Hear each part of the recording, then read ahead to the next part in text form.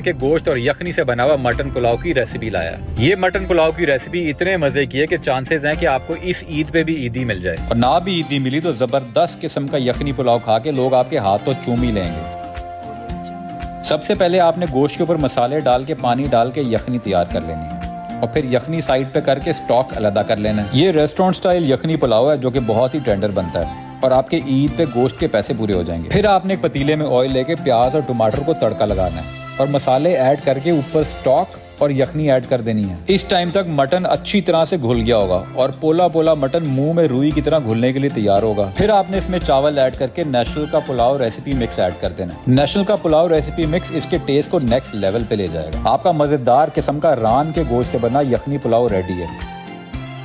इस यखनी पुलाव की पहली बाइट ही आपके रिश्तेदारों को बहुत आला कहने पे मजबूर कर